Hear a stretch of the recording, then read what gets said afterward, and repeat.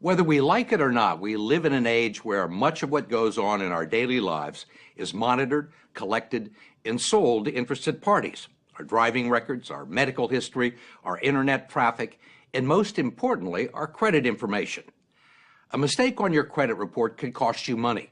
It can increase the interest you pay on your loans, prevent you from getting a mortgage or buying a car, landing a job, or getting a security clearance. It's not uncommon. A new government study to be released tomorrow indicates as many as 40 million Americans have a mistake on their credit report. 20 million have significant mistakes.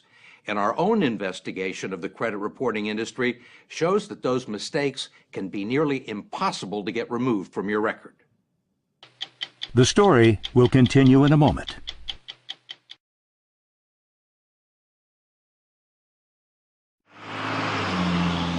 Consumer credit reporting is a $4 billion a year industry dominated by three large companies, Experian, TransUnion, and Equifax.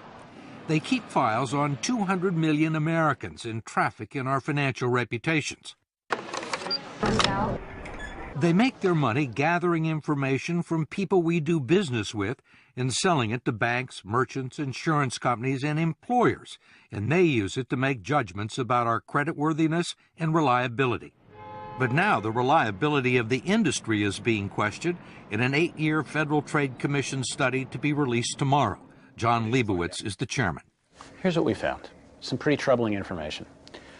1 out of 5 Americans has an error on their credit report. And 1 out of 10 has an error on their credit report that might lower their credit score. I'm trying to think of another industry where a 20% error rate would be acceptable. That's a pretty high error rate.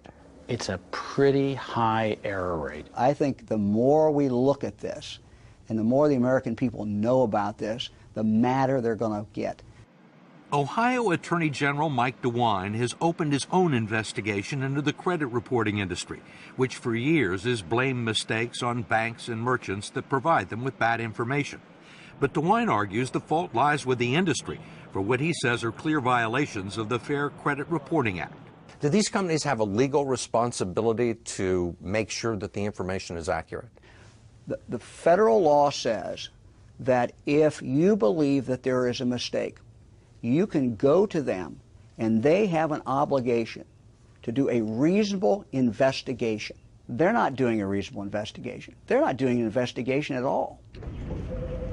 Every day, DeWine's office fields calls from desperate constituents who can't get the credit reporting agencies to answer their questions or correct mistakes on their report, like paid bills listed as delinquent, closed accounts listed as open, and bad debts that belong to other people with similar names or social security numbers. The problem is not that they make mistakes, it's they won't fix the mistakes. It literally is like this, guy behind the curtain in The Wizard of Oz. You really don't know what he's doing. It really is a secret operation that is so hard to crack. 8 million people a year file disputes about their credit report, which usually requires a visit to the Experian, TransUnion, or Equifax websites. They're primarily designed to sell you premium products, not resolve a dispute, which is what I was trying to do. There's a toll-free number you can call, which is likely to connect you to someone on a faraway continent. Thank you for calling. My name is Kevin. How may I help you? Where are you located? India. India? But regardless of where they are or who you talk to, they won't be much help. Okay, so really, you can't do anything for me. I've just been talking to you for 15 minutes. I mean, the only thing you can do is to tell me to fill it out online. Yes, Mr. Croft. Okay, thank you. Besides the toll-free number, they also give you a post office box address where you can send a letter and documents supporting your claim.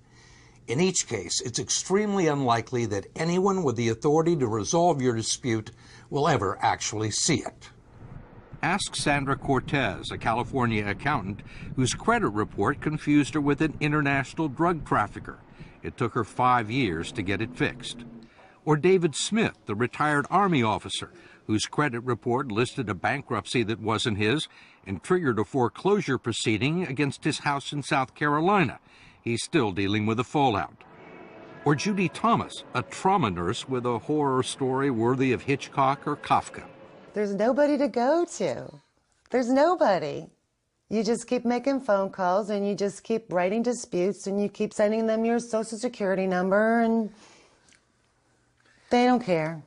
Thomas, who manages 2 medical centers near Cleveland, says it all began in 1999 when she went shopping for a new dress and applied for a store credit card to get a 15% discount. She was denied. Was that the first time you'd ever been denied credit? Yes, very first time. Ever? Ever. Ever. But certainly not the last. It became a regular occurrence. The personal credit reports she got from Experian, TransUnion, and Equifax were all clean and without blemish. Yet she kept getting rejected and couldn't find out why. I would get a consumer report and it would look fine. I would go to the bank and they would tell me, oh no, you have all this debt. But no one would tell me what was on there. They wouldn't tell you what the debt No. was? And they wouldn't give you a copy of the report No. that they had? No. It took Judy Thomas several years to discover what almost no one knows, that the credit reports the agencies send to you are different than the ones they sell to banks, merchants, and mortgage brokers. And she only found that out when a loan officer left her file on his desk and walked out of the room. And what did you see? I saw debt from Utah Medical Center. I saw debt from a veterinarian clinic in Utah. I saw collections for a Judith Kendall. Judith Kendall. Not Judy Thomas. Correct. What's going through your mind? What the hell is she doing on my credit report? What the hell is her debt doing on my credit report? You think this would be very simple to get straightened out? You would think. Yeah, you would think. This is my Judy Thomas versus Judith Kendall file. Instead, it became a 6-year battle with credit agencies, requiring box loads of correspondence to try and prove that she was Judy Thomas, not Judith Kendall, all to no avail. You got a lot of time invested in this. How important are these documents? It's my life. There are logs of daily phone calls to dispute centers, hundreds of letters to Experian, Equifax, and TransUnion, even correspondence from Judith Kendall's creditors in Utah, acknowledging that the debts on her credit report aren't hers. I would get letters back from these companies saying this, in fact, is not you. You still couldn't get it off your credit report? No, I sent copies to the credit bureaus, and they would come back as mine, verified, verified. I also hired a local attorney to try and straighten it out. We had everything certified, that this is Judy Thomas, this is where I live. I've never gone by the name of Kendall. I've never even been to Utah, let alone owing a cable company in Utah. And what happened? Nothing. Nothing? Nothing. What kind of problems did this cause for you? I couldn't refinance. I couldn't take advantage of the interest rates. I couldn't get a car. I couldn't co-sign for my children's student loans. And I'd worked hard for my credit. And these people were taking it away from me. Finally, Judy Thomas took the only recourse available to her. She sued Equifax and TransUnion in federal court. And after a year-long battle, the credit reporting agency settled for an undisclosed sum and promised to clean up her file. Did you think it was going to take a federal lawsuit? Heck no, it just takes a human being going, wow, this isn't Judith Kendall, let me fix this. That's all they had to do. But as we discovered, that almost never happens. If you challenge a credit report and mail your information to a post office box in the United States, the dispute will likely be investigated in India or the Philippines or South America. We traveled 5,000 miles to the Chilean capital of Santiago, where we tracked down 3 former Experian employees. Carolina Herrera, Rodolfo Carrasco, and Enzo Valdivia were all dispute agents at Experian's National Consumer Assistance Center, although they say they weren't able to offer consumers much assistance. So if somebody had a problem with their credit report, they would send in a complaint and it would end up with you? Yeah, probably, yeah. So how many of these did you have to do a day? 90. 90. 90, yeah. Did you consider yourself investigators? No, not at all. Did you have any way to investigate these claims? No, we No. didn't. You can call the person. You can't pick up the phone and call them? No. No. Did you have phones? No. No. Could you email them? No. Did you have the authority to say, wait a minute, after looking at somebody's file and say that, this is somebody made a mistake, this person doesn't owe this money? No, we didn't have that power. All they did was read the disputes and reduce them to a 2-digit code like never late or not mine. It was then sent with a 2 or 3 line summary and no documentation back to the bank or department store that furnished the original information. If there was a difference of opinion between the creditor and the person who was filing the complaint, how was it usually resolved in favor of the creditor? Yeah. Yeah. The creditor was always right. Mostly we took for granted the word of the bank. If the bank said, hey, this guy owns $100, so it is. None of us have ever interviewed anybody in Chile from Experian, and we've got a federal court ordering them to bring these people forward, and we're still waiting.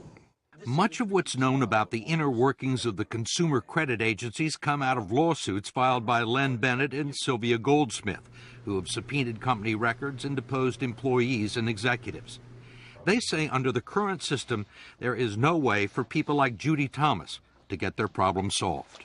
So all these people who take the time to meticulously document a case that the bill isn't theirs or the bill has been paid, that is never seen by anybody?